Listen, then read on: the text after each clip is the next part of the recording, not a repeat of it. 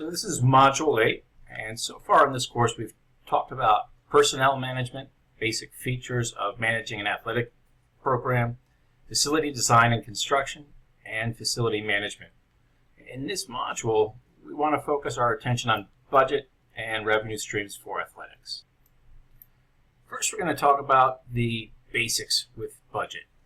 Assumptions frequently are made that generous budgets will result in success.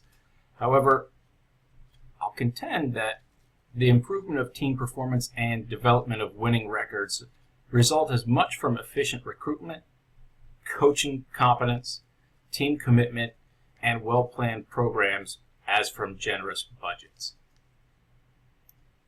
So every operation needs a budget, something they can benchmark against, a system to establish limits and boundaries. Without boundaries, some employees will spend recklessly, and you as an administrator will have a difficult time responsibly performing your duties. So if we break budgeting down, we have two setups. First one, line item budget. It's essentially a top-down approach. It's our traditional using incremental increase. You begin with previous year's budget and you build on it. Spending only what you need and not the full amount provided to you can result in a reduction the next year. So logic, you don't need it. If we look at a zero-based budget, it's a bottom-up procedure that really became popular in the 70s and 80s. It began as a point zero and we justified each item. The goal of this type of budgeting process is to allocate resources where they have the most value. And so you're reassessing and evaluating each year whether those funds were a worthwhile endeavor. It takes a lot of time. What do you think is the most expensive line item in any athletic budget? Well, if you guessed salaries and benefits, that would represent close to 60% of an annual budget. At Goucher, that means about $1.5 million, and this includes fringe benefits, of the budget of $2.8 total million in our department. So let's take a look at the basic components of athletic budgets. We have obviously the coaches' staff salaries and their benefits. If you're a Division I or II program, you have scholarships. There's transportation, and with that you'll have lodging or hotels. And then there's the food that comes along with that, any equipment, and then we have larger items, maybe goals, etc., recruitment, tournaments or championships that teams would travel to, maybe workshops sponsored by a school. Those could be within the NCAA or within the conference. Awards or forms of recognition, officials, medical supplies and related equipment, as well as staff.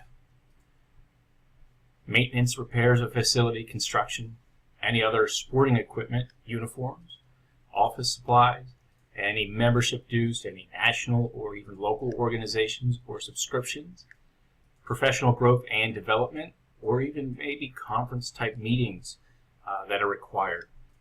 And then recruitment for the staff.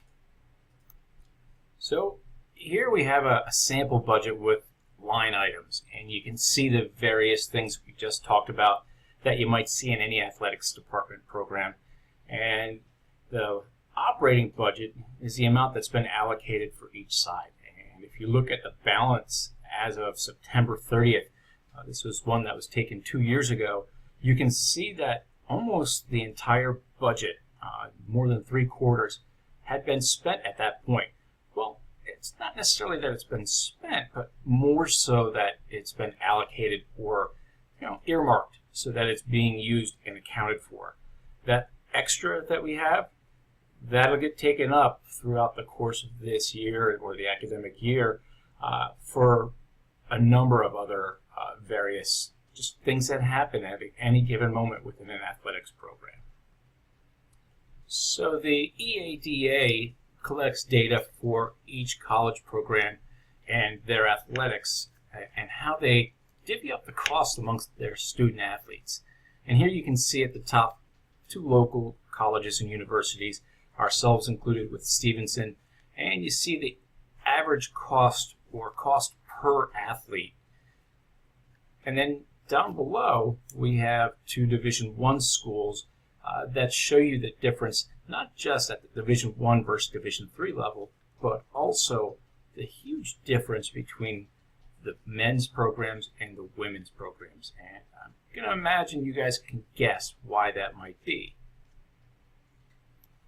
Well, if you said football, you'd be right. And that's the big difference between the two schools from the Division III and the Division I level, is that the football programs require a lot more funding. And because the rosters are so much larger for a football program, and then you also have the many coaching parts to the program, that really adds a lot to the why it might be per capita more going towards men's team sports versus women's team sports. And that's where equity started to come in to try and balance that out with more women's programs. But we'll talk more about that in another class. The sources of revenue streams and income to fund athletic programs, well, institutional allocations, gate receipts. For some, this is the most important source. Student activity fees, many of them cover the admissions to events, plays, concerts, maybe yearbooks or newspaper, conference, NCAA returns, payback, CBS contracts for some of those Division I programs, or making it to bowl games. Advertising, marketing revenue, signage packages, concessions can be a huge moneymaker for some programs. Maybe sports-specific fundraisers, T-shirt sales or car washes, even bake sales. And then fundraising, you may have a booster club or some type of support group, corporate partners support, TV, radio, pay-to-play income, all help with bringing in a revenue stream to different athletic departments.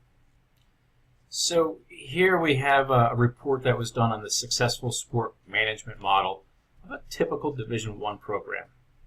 We have it titled as the traditional revenue sources. And here you can see booster clubs and support groups along with gate receipts were a big portion of all that revenue stream that came in, and then followed up by any NCAA allotments.